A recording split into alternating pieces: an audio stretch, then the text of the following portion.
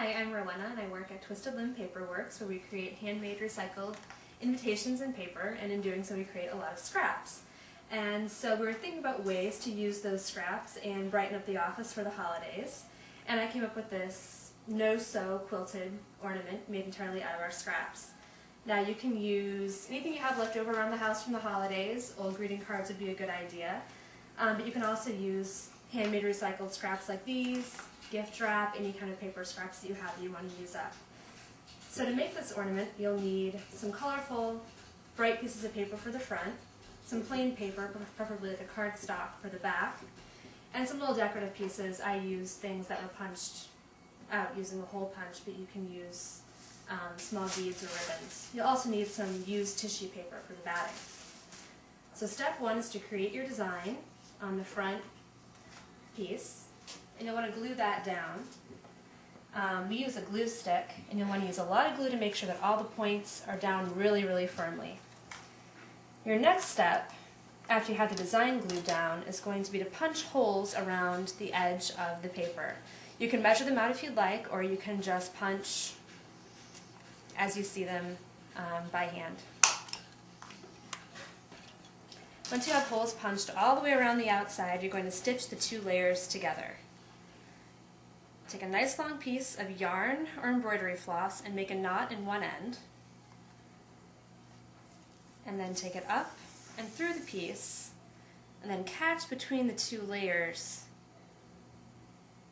to keep it from unraveling.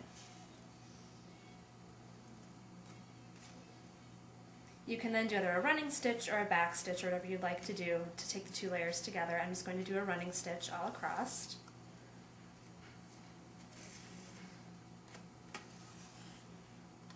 As you can see, it's really easy and doesn't actually involve any sewing, so this can be a fun craft project for kids to do as well. And once you get about 3/4 of the way around, you'll want to take some of your batting tissue paper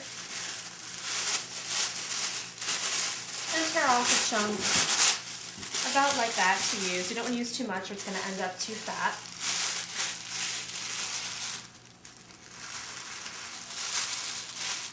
And fold it up and put it inside. Now can I get it back in the corners? If you find that you've used too much, you can take it out and tear a little bit off. Flatten it out. Make sure all of the edges are up inside between the two pieces, and then just keep faux sewing all the way around. Remember not to tug too hard or you might tear through the paper.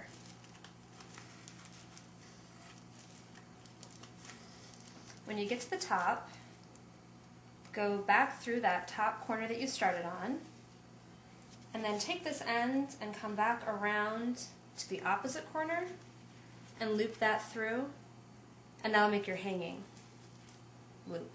So then you can make a knot on the back on that one and tie it off. The final step is to put the quilting decorations on, and I'm going to use this one to do that. I have some more snowflakes punched out, and the way you'll do this is, again, have your needle and thread and make a knot in the end. Trim the knot so that you don't have really long tails, and then take your needle and put it right through the center of your snowflake or whatever decoration you're using. Pull it all the way through so you have a little knot in the center, and then find the spot that you'd like on the ornament and push all the way through all the layers of the top piece, the batting, and the backing. Again, don't tug too hard or you might break the paper. Then go around to the back side, cut the tails, and tie this in a knot. And you can add as many of these as you'd like to decorate the paper. And that is how you make these ornaments. Get creative. And if you don't have anything laying around the house that you'd like to use to create the ornaments, of course our scrap bags are a great way to get a colorful front piece to your ornament.